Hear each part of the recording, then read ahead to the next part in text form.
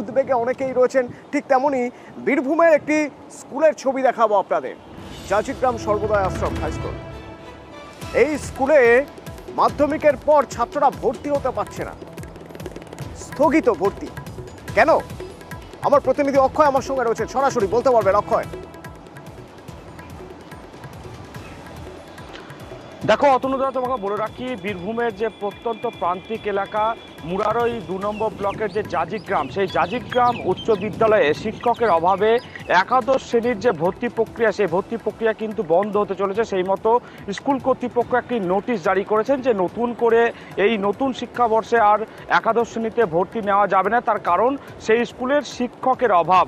এই মুহূর্তে মোট 10 জন শিক্ষক ছিল সেই স্কুলে, কিন্তু যে চাকরি বাতিল, সেই চাকরি বাতিল তালিকাতে 3 জন আছে। তো বর্তমানে এখন 7 জন শিক্ষক।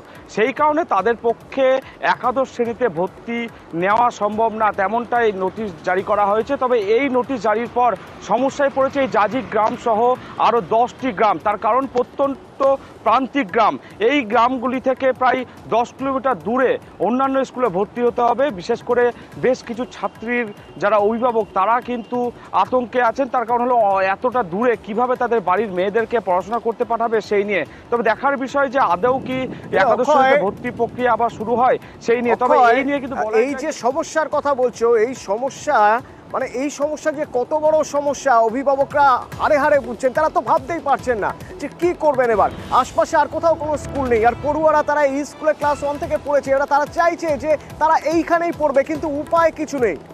পড়ুয়ারা কি করবে জানে না, অভিভাবকরাও নিরুপায়। তা আমরা চাই এই স্কুলে ভর্তি হতে, মানে স্কুল ছাড়া আমরা অনেক দূর যেতে আমাদের অসুবিধা হবে। পার্গো ছাড়া আমাদের এখানে উপায় নেই। আর এই স্কুল থাকলে কত আমাদের সুবিধা হতো। এই স্কুলটা আমরা ছোট থেকে পড়ে এসেছি, 5 থেকে এই স্কুলে পড়ি।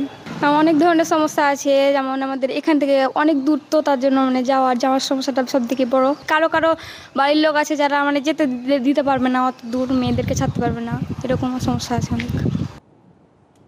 ধারে কাছে স্কুল বলতে সেই এখন পাইকর, সেখানেও যদি টিচার না থাকে তাহলে নেবে না, তাহলে মেয়েদের খুব অসুবিধা। অন্য জায়গায় ভর্তি হতে হবে, সবার সামর্থ্য থাকবে না ভর্তি করা। তাহলে সেইগুলোর জন্য এই স্কুলটা যদি চালু থাকতো তাহলে অসুবিধা হতো না। সুবিধা খুব, কোথাও আর ভর্তি হবে না হবে সেটা তো আমরা করতে পারছি না, টিচার নাই স্কুলে। এতদিন যা চললো গেস্ট টিচার হিসাবে কয়েকজনকে নিয়ে করেছি। শুধু যে অসহায় অভিভাবকরা তা নয়, অসহায় নিরুপায় স্কুল কর্তৃপক্ষ, তাদেরও হাত পা বাঁধা। কি করবেন জানেন না। শিক্ষক অপর্যাপ্ত হওয়ার জন্য ক্লাসই নিতে পারবো না, এবং এই সমস্ত ছেলেদেরকে ভর্তি নেওয়ার পর পঠন পাঠন করাতে পারবো না। সেই পরিপ্রেক্ষিতে আমরা ম্যানেজিং কমিটির একটা মিটিংয়ে আলোচনা সাপেক্ষে সিদ্ধান্ত নিই যে আগামী সেশন থেকে আমরা উচ্চ মাধ্যমিক রাখবো না।